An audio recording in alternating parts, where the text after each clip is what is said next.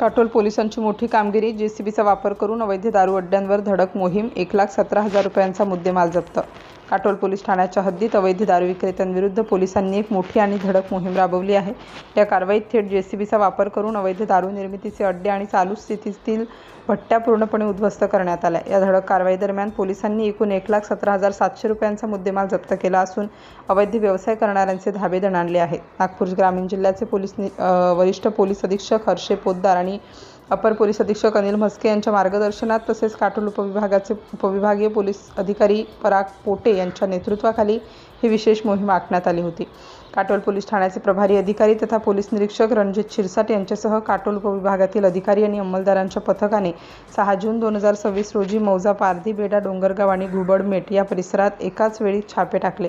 या दुर्गम भागात जेसीबीचा वापर करून अवैधरित्या मोहफूल गावठी दारू गाळणाऱ्या अड्ड्यांवर जोरदार कारवाई करण्यात आली. या धडक कारवाईत पोलीस पथकाने डोंगरगाव येथील रहिवासी असलेला मुख्य आरोपी गुलाब अमरैया राजपूत यांच्यासह अन्य 5 महिला आरोपीविरुद्ध कायदेशीर कारवाई करत गुन्हे दाखल केले आहेत. पोलिसांनी कारवाईच्या ठिकाणाहून अवैध दारू काढण्यासाठी तयार करण्यात आलेल्या रनिंग भट्ट्या आणि इतर साहित्य हस्तगत करून पट्ट्या जागच्या जागी नष्ट केल्या. या संपूर्ण मोहिमेत पोलिसांनी पंचासमक्ष एकूण 2800 लिटर मोहफूल सडवा, 90 लिटर तयार मोहफूल गावठी दारू, प्लास्टिक आणि लोखंडी ड्रम, जराऊ लाकूड तसेच दारू गाळण्याचे इतर साहित्य असा एकूण 1,17,700 रुपयांचा माल जप्त केला. यातील नाशवंत मुद्देमाल घटनास्थळावरच रितसर पंचनामा करून नष्ट करण्यात आला. या प्रकरणातील सर्व आरोपींविरुद्ध महाराष्ट्र दारूबंदी अधिनियमान्वये एकूण 6 गुन्हे नोंदवण्यात आले असून काटोल पोलीस या प्रकरणाचा पुढील कायदेशीर तपास करीत आहेत. सिटी इंडिया न्यूजसाठी विशेष प्रतिनिधी चंदू मडावी.